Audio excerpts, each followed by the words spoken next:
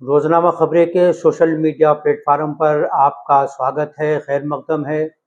नाज़रीन, इन दिनों उत्तर प्रदेश का सबसे गरीब ज़िला बहराइच सुर्ख़ियों में बना हुआ है। तरह-तरह की स्टोरियाँ सामने आ रही हैं। गुज़िश्ता दिनों एक धार्मिक जुलूस के दौरान जिस तरह के वाक़यात पेश आए, किसी के घर में घुसकर ज़बरदस्ती उसकी छत पर चढ़कर एक झंडे को गिराकर दूसरा झंडा भगवा लगाया गया, फिर उसी दौरान गोलियां चली और उसमें वो झंडा लगाने वाला राम गोपाल मिश्रा मारा गया। इस पर मुख्तलिफ एंगल से गुफ्तगू हो रही है कि आखिर ये इतना बड़ा जुर्म तो नहीं था जिस पर उसको गोलियां मारा जाती, क्योंकि वो किसी के घर ही में तो घुसा था, वो छत पर ही तो चढ़ा था, उसने झंडा ही तो लगाया था, उसने झंडा ही तो गिराया था, उसने रेलिंग ही तो तोड़ी थी। ये इतना बड़ा जुर्म तो नहीं था कि उसको गोली मार दी जाती। बहरहाल ये एक बहस का मौजू है कि क्या जो हक़ दिफ़ा है, अपनी जान को बचाने के लिए कोई कदम उठाने की जो कानून में इजाज़त दी है, उसका इम्प्लीमेंट कब होता है, इस इख्तियार को कब इस्तेमाल किया जाता है, इसके बारे में हमारे कानूनी माहिरीन ही बताएंगे। आपको याद होगा कि राम गोपाल मिश्रा के घर वालों को माननीय मुख्यमंत्री ने अपने आवास पर बुलाया, अपने घर पर बुलाया, उनके साथ गुफ्तगू की।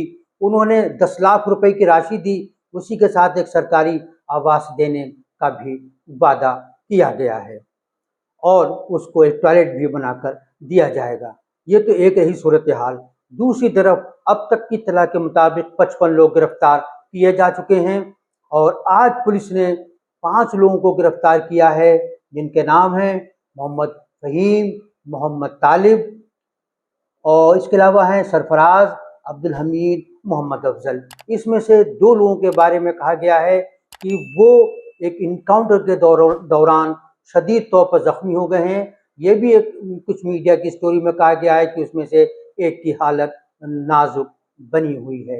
एक कहानी ये भी सामने आई है कि ये लोग नेपाल जाने के फिराक में थे। इसी दौरान पुलिस को सूचना मिली, उसने उनकी लोकेशन को ट्रेस किया और उनको नेपाल से में फरार होने के मंसूबे को नाकाम बनाते हुए उनको गिरफ्तार कर लिया गया और उस गिरफ्तारी की कोशिश के दौरान मुज़ाहमत हुई, इनकाउंटर हुआ और ये दोनों लोग जो सरफराज और तालिब जख्मी हो गए। इसी दौरान सरफराज की बहन का एक बयान मीडिया में आया है, जिसको बाज़ नेशनल चैनलों ने भी चलाया है।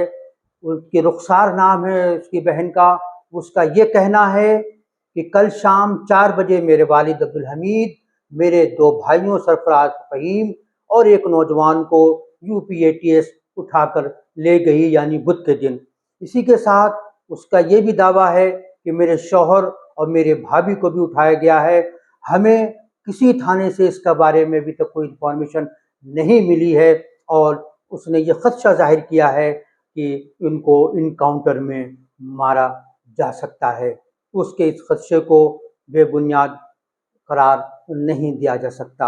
ये भी हो सकता है कि ये खदशा कुछ ज़रूरत से ज़्यादा हो और पुलिस उनको तफ्तीश के लिए ले गई हो। आपको ये भी मालूम है कि जब राम गोपाल मिश्रा की अंतिम यात्रा निकाली गई, उसमें हज़ारों लोगों ने पुलिस की मौजूदगी में शिरकत की थी और उसके बाद तशद्दुद फूट पड़ा था। आपने ये भी देखा होगा कि वहाँ के लोग लाठियाँ, बल्लम, तबल और इस किस्म के देसी असलहों के साथ सड़कों पर जाते हुए देखे गए। वो इंतकाम के वाजे लगा रहे थे और पुलिस इत्तेफाक भी उनके साथ देखी जा रही थी। लेकिन इसका जो सबसे तशवीशनाक पहलू है वो ये है कि आम जनता जब मीडिया से बात कर रही थी तो उसका क्या कहना था। उसके 2-3 मुतालबे थे।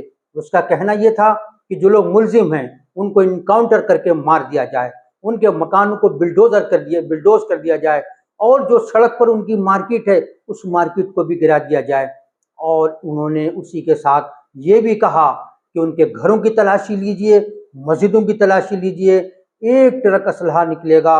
और इस तरह की भी स्टोरी आई कि बहराइच फसाद के तार पाकिस्तान से मिले हुए हैं, जबकि आप ये अच्छी तरह जानते हैं कि इस फसाद में किसका ज़्यादा नुकसान हुआ है, किसके घरों को आग लगाई है, किसकी दुकानों को आग लगाई है, किसका शोरूम जलाया गया है और किसके नर्सिंग होम को नजर आतिश किया गया है। ये इस वाक़े का एक पहलू है।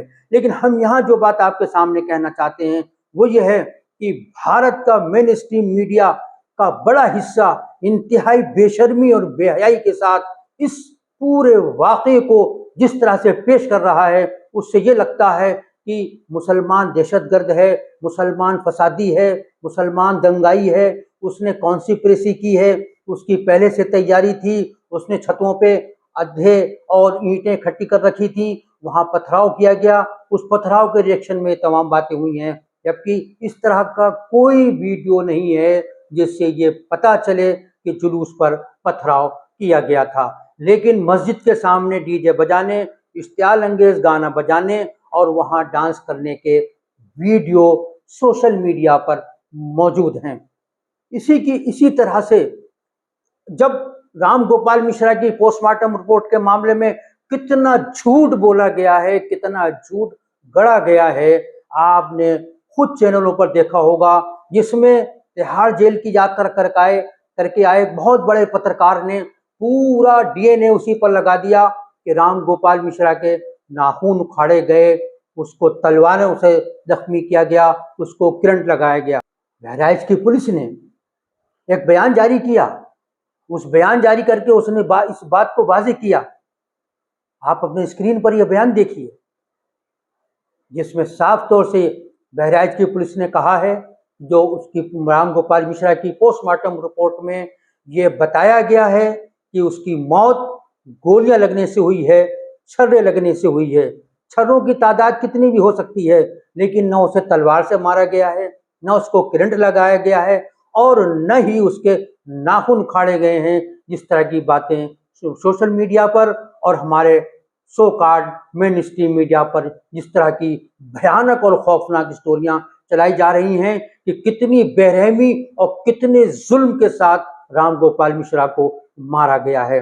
ये कुछ हेडलाइंस आप भी देख लीजिए जो हमारे मेन स्ट्रीम मीडिया ने अपने थंबनेल पे लगाई हैं।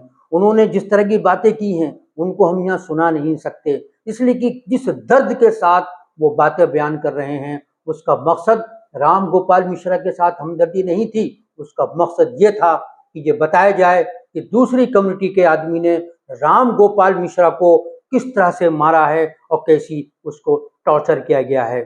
वहाँ के सीएमओ ने, उस अस्पताल के सरकारी अस्पताल के सीएमओ ने, जिसने पोस्टमार्टम किया, उसने भी वीडियो जारी करके ये कहा कि इस तरह का कोई वाक़या नहीं आया है ये जो मीडिया पर बताया जा रहा है। हमको अपने इस बेशरम, बेहया, गैर जिम्मेदार और इंतहाई कम्युनल इस मीडिया के बारे में गिरफ्त करना चाहिए। हमें इस बात का इंतज़ार है कि हमारी वो मुस्लिम जमातें, वो एनजीओज़ जो इस तरह के कामों में सरगर्म रहती हैं, क्या वो इनका नोटिस लेंगी? क्या वो इनको इस तमाम चीज़ों को लेकर कोर्ट में जाएंगी? क्योंकि उनको कोर्ट में जाना चाहिए। हम जानते हैं कि उससे मुताल्लिक जो संस्थाएं हैं वो कभी इसका नोटिस नहीं लेंगी। हम ये जानते हैं कि पुलिस भी किसी तरह का कोई एक्शन नहीं लेगी और शायद सरकार भी न ले, इसलिए कि उनको हर तरह का झूठ बोलने, हर तरह का झूठ गढ़ने और हर तरह का बयानिया सेट करने की मुकम्मल तौर पर आज़ादी है।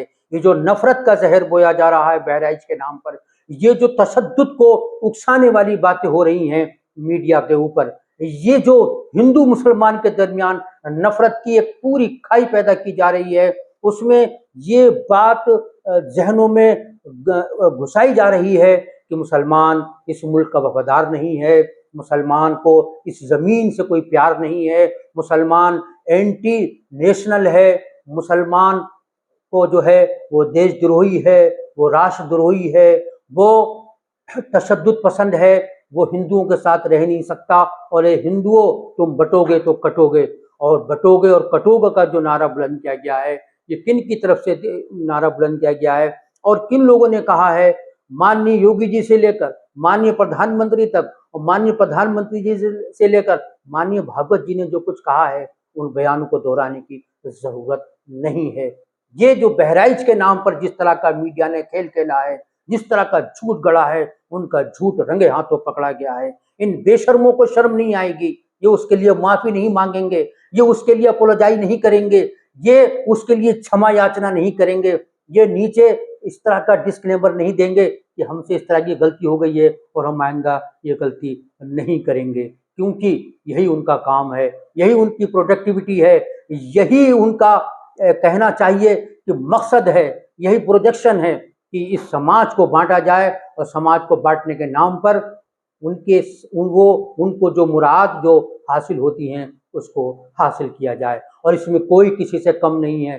कोई चैनल वो कितना भी मुअज़्ज़ज़ है, कितना भी पॉपुलर है, कितना भी मकबूल है, और आप सुबह और शाम को आप 8 बजे से 10 बजे तक वहाँ जो मुर्गों की लड़ाइयाँ देखते हैं, उसको देखकर आपको भी डर लगता होगा।